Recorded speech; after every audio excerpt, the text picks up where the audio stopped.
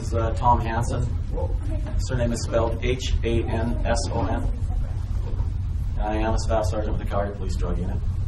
And I just wanted to reintroduce Colin Harris. He's the drug unit that the Calgary Police Service, the drug expert that the Calgary Police Service has, and he's more than willing to answer any questions you have about the specific makeup of any drug or any other specifics related to certain drugs and certain uses for it, etc. From January to November of 2012, the Calgary Police Drug Unit laid over 780 charges related to drug offenses throughout the city. The ongoing efforts by the drug unit easily demonstrated what we have, is easily demonstrated by what we have here today. As you can see, there's several guns, a lot of drugs, ammunition, a whole litany of different types of weapons of various shapes and sizes, as well as a lot of American and Canadian cash is seized throughout our investigations. Also note, most of these search warrants revealed a variety of different drugs being seized at any one search warrant when they're executed. And what that demonstrates is that there is a lot of drugs being delivered and sold by the same drug dealer. And I think the biggest concern here is the fact that a lot of these drugs may be held up as being a certain type of drug, but what the purchaser may be acquiring is definitely not in many cases what it is they're actually consuming or ingesting. And it really demonstrates how dangerous this stuff can be. And I only have to refer back to last February or this time last year where we lost 9 of the City of Calgary citizens to PMMA-laced Ecstasy. And thankfully, since February, we haven't lost anybody else as a result of that. So that's the good news too. The Calgary Police Unit will continue to strive to make Calgary a safer place by making sure that these drugs and the people that deal them, along with the weapons that they use and that they associate with, are kept off our streets. You mentioned in the press release that there's been an 80% increase in the amount of crystal meth you're coming across or encountering. Can you tell us about that and how much in amounts, how much in weight and volume is that? I can't speak so much to the specific volume of it, just in the amount of times that we're seeing it. And in relation to the methamphetamine, it's not necessarily the fact that more of it is being consumed or used by the citizens or by the drug users, that it's more or less the targeting of the drug unit themselves and the projects that they've undertaken. Can we call meth crystal meth, or are there other kinds of meth that is included there? Methamphetamine or crystal methamphetamine is one and the same. It's just okay. So is this substance an increasing concern for you guys, or I mean, you're targeting it more? So always a concern on so many levels. It is a highly damaging drug, and as most street drugs are. And like I can only emphasize the fact that nobody knows exactly what it is that they're consuming, and the damage that it causes personally and in the lives of the families of the people that are associated with that is huge, and it's a big concern that we want to make sure that we can have as many people avoid the damaging risks that they're subjected to because of that. The PMA cases, have they been linked to any sort of operation? It was when it came to light a year ago, the efforts of the drug unit themselves were focused on weeding that out and determining the source of that. And through their investigation and the ongoing support from the media and the health officials at that time, really helped to I believe circumvent that problem, and we haven't seen it come up since then. So yeah, to answer your question, I don't think that's. It hasn't been linked to some operation, like I know the last one that I traced was they linked to an operation in Germany. Anything similar that you've been? I can't speak to that. There's been nothing like that linked. As far as the meth goes, I mean, you guys are you seeking out a Heisenberg? Is there any labs in town, do you believe, or do you think there probably are somewhere that's making some of the stuff? Oh, there's absolutely labs. There's so many different ways that the drug can be synthesized that the huge labs are no longer necessary either. As far as Calgary itself is concerned, we've seen very few labs over the last several years. To my knowledge, only 2 were investigated in the city of Calgary in the last year, and they turned out not to be methamphetamine labs. So have you actually come across any in Calgary? Not in Calgary, in my experience anyways. I don't know. Detective Harris says the same thing. What did they turn out to be? One was actually not drug related, and the other one was another type of drug that was being synthesized. And there's, at this point, from my understanding, still determining what exactly it was. But it wasn't crystal meth. How much do you credit all of the public attention that you put on PMMA for having seen that drop off in February? We attribute all the support that the media provided, the community support, and the Alberta Health Services, and to that curbing that problem, because I believe, and we believe as a service, that that problem would have been much more aggravated if we had not brought it to people's attention to the risk that we identified. You guys took quite a few substantial steps in that. Yeah, we did. Naming and putting pictures out of the alleged dealers, that kind of thing. That's correct. It's a pretty. Did you learn anything from that experience that you might be able to use in the future for, let's say, meth or anything else? Absolutely. You don't want. It is absolutely excellent the way that the city came together, and everybody's expertise was shared to bring it to the attention of everybody and how risky it was. We have always relied on the support of the city and the media to assist us in bringing the risks and dangers together out to the public's attention. But by the same token, you don't want to use it every time either. You want to make sure that you pick the right time and opportunity to make sure that the issues that are very exigent are brought to people's attention in that way. As successful as you've been seizing drugs and getting them off the street, what about the dealers? Is it still a challenge to get them off the streets and keep them off the streets?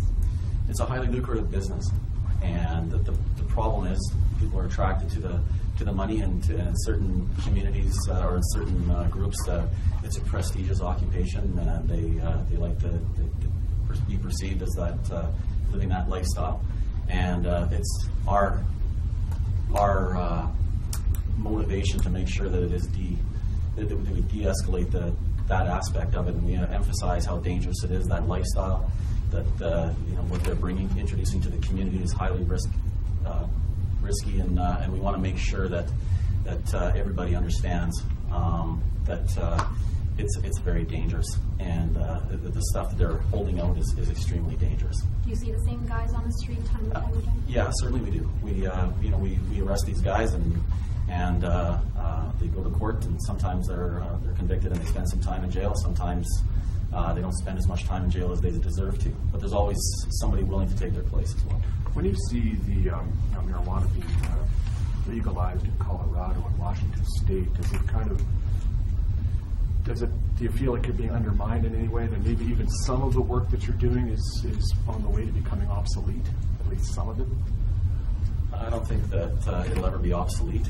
There's, I think right now there's a bit of a misconception or a misperception that marijuana is not a harmful drug, and I think that there's a significant amount of research that supports the risk of it, and that it is not as safe as people like to believe that it is. And I think that the more research that goes into it, the more that people are going to recognize that it isn't safe. As far as the U.S. states are concerned, I know that the federal government has a different opinion about the legality of it, and they're the ones who feel that they have the last say on whether or not that marijuana will be legalized in those states. But most people voted to do just that. The people that democratic process. How does that make you feel? That's their decision down there. They haven't had that. They don't have that opportunity up here in Canada, and it hasn't taken place yet, to my knowledge. You said there's been a huge increase in meth cases. Do you have numbers for that? The meth files themselves? Yeah. No, only from what the drug unit itself has. Only from what the drug unit itself has conducted through its investigations, and like I said, it's through focused investigations that they need. Yeah, but I just mean like 80% from what? From the same time last year. Yeah, from the same time last year. Right, but I'm just trying to conceptualize how big of an increase that is. In numbers? Yeah. Yeah, I can't say for sure. Okay. Whatever happened to bath salts? Did that Was it really not much of an issue in Canada anyway, and it just never came here, or? It turned out to be kind of a non-event. A lot of the occurrences that were being blamed on bath salts turned out not to be bath salts. And there was a few cases that were blamed on bath salts up here in Calgary, and that also turned out not to be the case at all. So our investigators made extensive efforts to locate bath salts in Calgary, and they had no luck at all. Right off the top, you mentioned 780 charges, I believe. That's correct. Can you speak as to that trend? Is that up from years past, down from years past? It is up from past years, and the number that I gave you is in relation to Calgary Police Drug Unit investigations. It doesn't encapsulate the city itself, all the other investigations that took place through other units and street personnel. Did you put extra resources on for the drug unit? Could I? Did you? The drug unit through the last year has maintained its current, its traditional size. Can you maybe just talk a little bit about all the different various things you have in front of you here? Just kind of. Yeah, all the drugs that are mentioned in the news release are present on the table. There's marijuana bud. There is some ecstasy. And the firearms and ammunition that accompanies those weapons as well. Where did the pen that fired bullets? I can't say specifically which file that's related to. Is that a common thing to find though? I mean, It's an unusual occurrence, but they're not unheard of. That's for sure. They're manufactured quite commonly in the States and in other jurisdictions. I did a little follow-up on the PMMA cases in the 7 that were charged. One ended up with a discharge, one ended up with a relatively minor fine, one ended up with conditional discharge, I think, and then the other 4 are still going through the process. How tough is it to have to see these guys constantly come out of it without much retribution in a sense? Well, it's always frustrating when so much time and effort is dedicated to an investigation, and especially in an incident like this where the safety and security of the public is at such high risk. That being said, I can't speak to the specific backgrounds of each of the individuals that were charged, and what occurred outside of the charges being laid by the police service. Opiates are among the city's most common, as listed in the press release, drugs. What kind? Well, heroin is considered an opiate. Okay.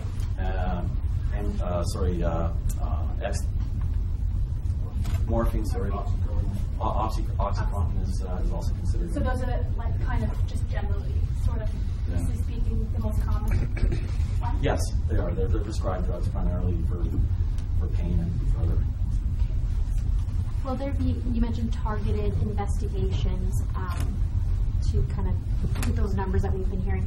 So in the new year, do you know if you'll be focusing on certain street drugs? Are there targeted investigations going forward? I'm absolutely not going to speak to what's being considered for future investigations. But the top 3, are they still a primary concern, I guess, going into the new year? They're always a concern. You bet.